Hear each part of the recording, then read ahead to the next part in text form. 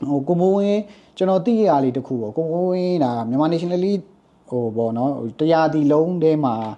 အကောင်းဆုံးကစားသမားစုရတည်ရလို့လည်းသိရတယ်ပေါ့ဟုတ်တယ်အဲ့ဒါကမှတရားလုံးမှာနောက်တန်းကစားသမားတယောက်အနေနဲ့နော်ကိုရံပန်ရဲ့ကိုမျိုးမင်းထွန်းရဲ့ကိုမျိုး3ယောက်ဒါဒီတစ်နှစ်စာပေါ့နော်အကောင်းဆုံးဟုတ်ဒါလည်းထင်တော့မထင်တာမထင်တာဟုတ်ဆိုတာဒါကလည်းဟိုတကယ်ခြေစွမ်းเนาะဟိုကွင်းတွင်း performance ကအများကြီးစကားပြောသွားတာပေါ့တုံးနိုင်ငံတကာပဲဖြစ်ဖြစ်ဒီမှာပဲဖြစ်ဖြစ်ဟိုကရှီတန်းတို့လေတန်းတို့ပဲလူသိကြလေဟုတ်တယ်ဟုတ်တယ်ဆိုတုံးကဟုတ်တယ်ဟိုမှာဆိုရင်ကျွန်တော်တို့2006နော်ပေါ်လူကန်ဘာတို့ပေါ့ဟုတ်ကဲ့ဟုတ်နောက်တန်းအကောင်းကြီးရတယ်ပြီးတော့ဟိုဘာစုရတယ်ဟိုကသူရတဲ့စုကလေကဘာဆွေးပေါ်လုံးအဲ့ဒီကျွန်တော်နှစ်တိုင်းပြီးတဲ့အချိန်မှာနောက်တန်းအနေနဲ့သူပထမဆုံးရတယ်ဟုတ်ဘုံနဲ့ဒါပထမတော့မဟုတ်တတိယတော့ရတာပေါ့နော်တတိယတန်းစင်းရင်တော့ဝင်သွားတာပေါ့လို့ဟုတ်ဒါပေမဲ့နောက်တန်းအနေနဲ့ကိုအဲ့ဒီဝန်ကြီးဌာနမှာတော့ဆွေးပေါ်လုံးရသေးတယ်ဟုတ်လားဆွေးပေါ်လုံးရတယ်ဆွေးပေါ်တန်းနဲ့ပဲဟုတ်တယ်ဆွေးပေါ်တန်းနဲ့ပဲဟုတ်ကဲ့နောက်အရင်တော့ကြာရင်မှာကိုဘွားကြီးရလာဟုတ်ကိုစိုးမြတ်မင်းဟုတ်ကိုစိုးမြတ်မင်းရလိုက်ပြဖြူလေးလည်းရတယ်ဟုတ်ကဲ့ဟုတ်ဒါပြီးမှကိုရဒီနောက်တန်းနေပြီးကြပါနောက်တန်းကျွန်တော်ဟိုဆန္ဒဘတ်ပဲเนาะဟုတ်ကဲ့ဟုတ်ပို့ပြီးတော့ဟိုအောင်မြင်ခဲ့တဲ့ဟာတွေကလည်းအမှတ်တရတွေပေါ့ဟုတ်ဟိုမြန်မာလက်ယူစင်တင်းနဲ့ရောအောင်မြင်မှုတွေဘာတွေရှိခဲ့လဲကိုဟုတ်အောင်မြင်မှုကတော့မာဒီကာချန်ပီယံရဲ့နောက်ယူနစ်ရဲ့ဆွေးနွေးစေရဲ့ပေါ့ပြီးဂရန်ရာရဲ့ဒီမှာကျွန်တော်လက်ခံချင်ပါတယ်ပြိုင်ပွဲတွေနော်ဘယ်လောက်ကိုစီးကင်းတော့ငွေအရှိကြောင်ငွေတစ်ခုကြီးတစ်ခုဟုတ်ပြီးတော့စီးကင်းကလည်းကိုကလေးချိန်ကစားဦးတယ်ဟုတ်လေးချိန်ကစားဦးတယ်နော်လေးချိန်ဆိုတော့ကျွန်တော်တို့အသက်အရွယ်အားဖြင့်ဆိုရင်ဟိုပေါ့နောက်ဆုံးချိန်မှာနည်းနည်းလေးတော့ဟုတ်နောက်ဆုံးချိန်ကြတော့တက်ကြောက်ကစားမှာ3ယောက်ဟောဒါတရားဝင်ခွင့်ပြုတဲ့သဘောပေါ့နော်ထိုင်းလည်းခေါ်လို့ရတယ်နော်ဟုတ်သူကိုနိုင်ငံကကြိုက်တဲ့3ယောက်ခေါ်တက်ကြောဟုတ်ကဲ့နောက်နေပြရမယ်ရွေးပါလို့ဟုတ်ကဲ့ဒါဟိုပြိုင်ပွဲတရားဝင်ခွင့်ပြုထားတဲ့တက်ကြောက်ကစားမှာ3ယောက်ကိုပါဝင်ရှင်ပြိုင်ခွင့်ပြုတာပေါ့နော်ကိုမိုးဝင်းကနောက်ဆုံးဟိုအချိန်မှာအဲ့လိုမျိုးရွေးချက်ခံခဲ့ရတာပေါ့ကိုတရားစီဆိုဟုတ်ကဲ့ဟုတ်လေးချိန်ကစားရတာဆိုနေတာမဟုတ်နော်စီချိန်စီကဟိုထိုင်းနေဆိုရင်ဝီလိုထိုင်းနဲ့ထိတ်တိုက်တယ်ခဏစုံတယ်ပြီးဟိုဗီယက်နမ်ဆိုဟိုကောင်နော်လီကောင်ပဲဟုတ်ကဲ့ကောင်ပဲအဲ့ကောင်ရမောင်းကောင်းတယ်တောက်ရောက်ကိုမိုးမဲ့ထိန်းရဒါတကယ်ထိန်းချုပ်ရတဲ့ကစားသမားတွေတကယ်နော်ဟိုတိတ်ကျဲကစားသမားတွေဟုတ်နောက်ဟိုပါတီးတယ်ဟုတ်မတော်ဒီမန်တော့အဲ့ဒီဖရပိုင်ရလေဟုတ်ကဲ့ချက်စီအကယ်ဒမီထွက်ဆိုပြီးတော့လေဒီမှာနာမည်ကြီးရတယ်လေနောက်တူရောပါတီးတယ်အဲ့တော့ပြီးတော့အဲ့ဒီမှာဝီလိုထိုင်းကဟိုအေဗာတန်လူငယ်မှာနော်သွားပြီးတော့ဟိုပေါ့ချမ်းလေဒီကထိုင်းကချမ်းစမောမှာပြီးတော့ဝီလိုထိုင်းကအမှအေဗာတန်အငယ်အတင်းမှာလိုက်ပြီးတော့ဟိုပေါ့ကျွိုင်းနေနေဟုတ်ကဲ့အဲ့ပါအောင်မလဲလိုက်ရအောင်ဟုတ်ဘုံပြောပြတယ်ဟိုဗာလဲဒီထဲမှာဝီလိုထိုင်းလိုက်ပြီးတော့ထိမိတာပေါ့ထိမိဝေါပြောတယ်ခဏခဏပဲ sorry အဲ့ဒါအေးလို့နည်းနည်းတော့ဟိုပါပေါ့စိတ်တန်းနဲ့နောက်တန်းတော့ဘာဖြစ်ပေါင်တင်လိုက်တိုက်လေးပါပြန်ဖောင်းတော့တူရတယ်ဒါပေမဲ့ဘာ sorry တခါနှစ်ခါကြာတော့ तू မပြောသေး3ခါကြာever sorry ပြင်လုံးပြီး sorry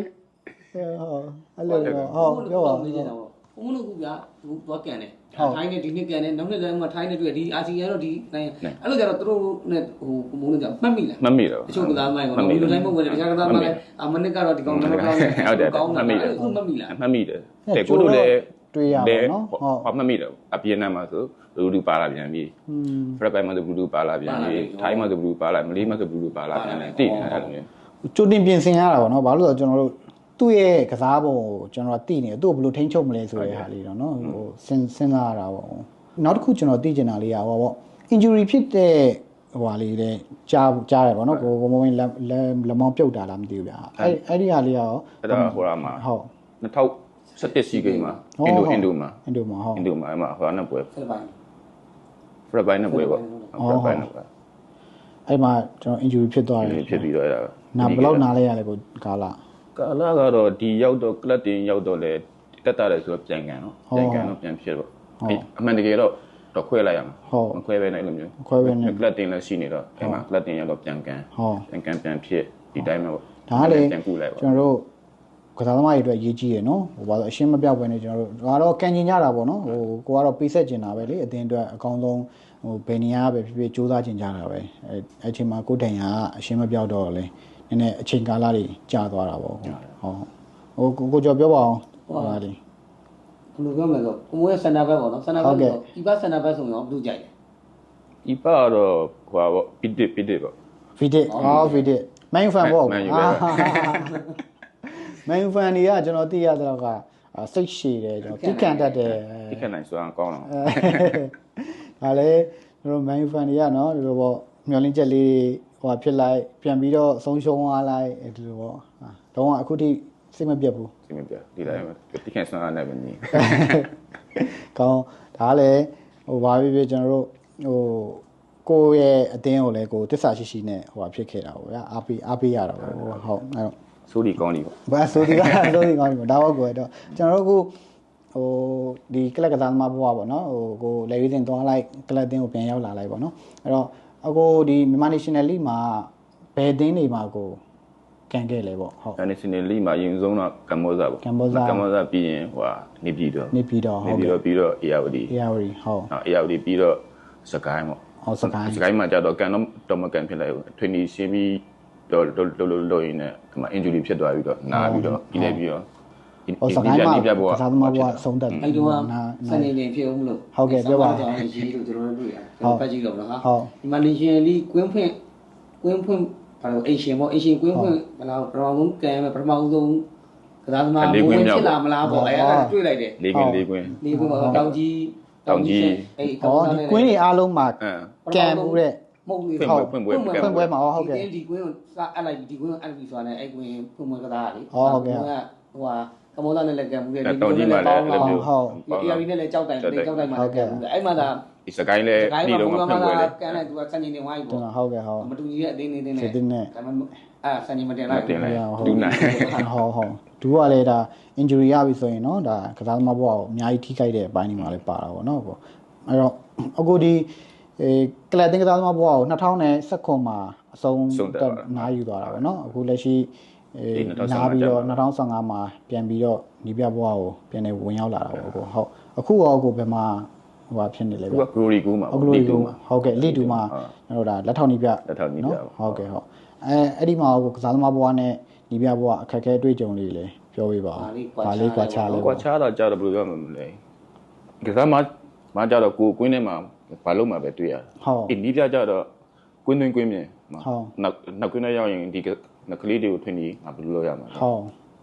်နောက်ကွင်းပြင်မှာတို့ဘယ်လိုနေလဲဟုတ်ကဲ့တို့ရဲ့ပြပဒီတိုင်းမျိုးလေကွာတီမှရအောင်เนาะဟုတ်ကြတော့ဘာတော့ကွာကစားမနဲ့နေပြန်ဟုတ်အများကြီးတို့စီမံခံခွဲရတာလဲဟိုတော်တော်လေးပေါ့ဟိုထိန်းချုပ်ရတယ်ကျန်တန်လဲတပြောလို့မရဘူးကိုပြောလဲမရကစားမတွေကဆိုတော့ကိုတွေကဟုတ်ကစားမကလာတဲ့အတွက်ကျတော့တိနေကိုလည်းပို့ပြီးနားလည်နေအောင်เนาะကိုတိုင်းဒီအခြေအနေတွေကိုဖြတ်တန်းကြော်ဖြတ်ခဲ့ရတယ်ဆိုတော့လေဟုတ်ကဲ့ဟုတ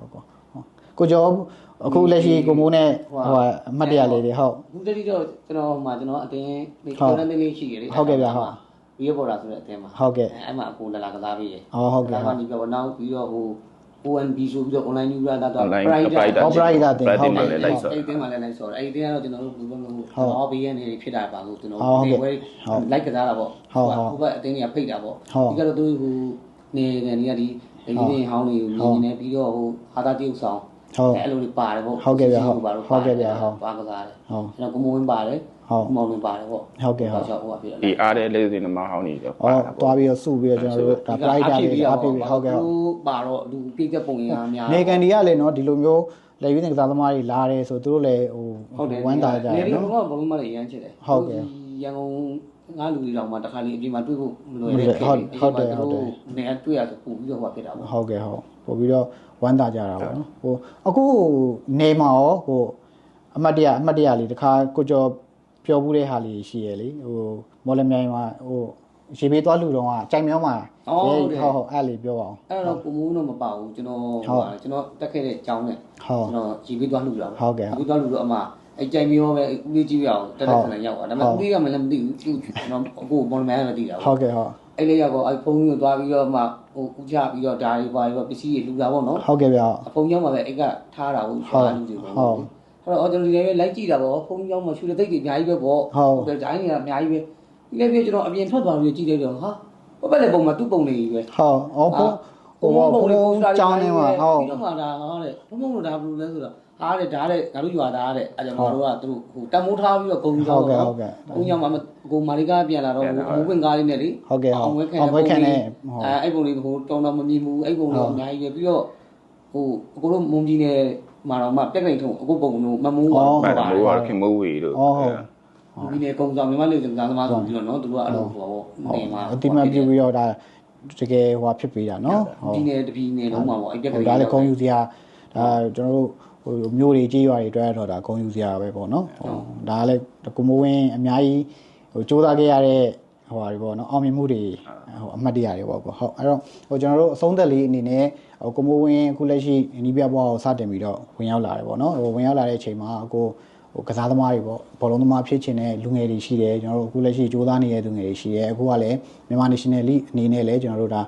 ပရိုလောကကိုအကောင်းဆုံးပန့်ပိုးပြီးတော့ပေါ့နော်ဟိုဟာစပြီးတော့လုပ်နေတဲ့အချိန်မှာကိုမိုးဝင်းအကြံပေးခြင်းတဲ့ကစားသမားတွေအတွက်အကြံပေးခြင်းတဲ့စကားလေးပေါ့အဲ့လိုပြောပေးပါအောင်ကိုကစားသမားလေးတွေကိုပြောချင်တာကြတော့ကိုဆောက်နေတဲ့လမ်းကိုလေကျူးကျူးသားဆောက်ဟိုဒီတပွဲပါတီရှိတော့ပါတီရှိတော့ဆက်ဆောက်ဒီတိုင်းပဲဆောက်ရင်နဲ့တနေ့တော့ကိုဖြစ်ချင်တဲ့ဟိုပန်းနိုင်တော့ရောက်စိတ်တက်လေးလုပ်ဒီဇိုင်းမလုပ်ပြီးစိတ်တက်မကြပဲနဲ့ကြိုးစားပါလို့ပြောချင်တာဟုတ်ကဲ့ပါဟုတ်အခုလိုမျိုးကျွန်တော်တို့အစီအစဉ်မှာအချိန်ပေးပြီးတော့လာရောက်ပြီးအချိန်ပေးရတဲ့အတွက်ကျေးဇူးအများကြီးတင်ပါတယ်ဟုတ်ကိုကလည်းဒီလိုပြောပြခွင့်ရတဲ့အတွက်ကျေးဇူးတင်ပါတယ်ဟုတ်ကဲ့ပါကိုကျော်လည်းကျေးဇူးအများကြီးတင်ပါတယ်ကျေးဇူးအများကြီးဟုတ်ကဲ့ပါကျွန်တော်တို့ဒီနေ့ကိုမိုးဝင်းနဲ့တွေ့ဆုံတဲ့စကားဝိုင်းလေးအစီအစဉ်လေးကိုဒီမှာပဲအဆုံးသတ်ပြရသေးခင်ဗျာကျွန်တော်တို့ဒါမြန်မာလေဗီဇင်ဘောလုံးသမားဟောင်းကိုမိုးဝင်းနဲ့သူ့ရဲ့ငယ်ဘဝဖြစ်တမ်းမှုတွေသူကစားသမားဘဝဖြစ်တမ်းမှုတွေကိုကျွန်တော်တို့ဒါပရိသတ်တိထားတဲ့အကြောင်းအရာတွေမတိသေးတဲ့အကြောင်းအရာတွေပေါ့နော်ဒါပရိသတ်တိထားတဲ့အကြောင်းအရာတွေမတိသေးတဲ့အကြောင်းအရာတွေကိုကျွန်တော်တို့ဒါတင်ဆက်ပေးသွားတာပဲဖြစ်ပါတယ်ကျွန်တော်တို့ဒီစီဇန်လေးကိုကုညီပံ့ပိုးပေးတာကတော့ STF Wholesale Market ကဖြစ်ပါတယ် STF Wholesale Market ဆိုတာကတော့ကျွန်တော်တို့ sport jersey တွေကို local brand တစ်ခုအနေနဲ့ထုတ်လုပ်ဖြန့်ဖြူးရောင်းချပေးနေတဲ့ company တစ်ခုဖြစ်ပါတယ်ခင်ဗျာ STF Wholesale Market ရဲ့အမှတ်တရလက်ဆောင်လေးဖြစ်ပါတယ်ကိုဟုတ်ကဲ့ပါကျေးဇူးပါကျေးဇူးပါ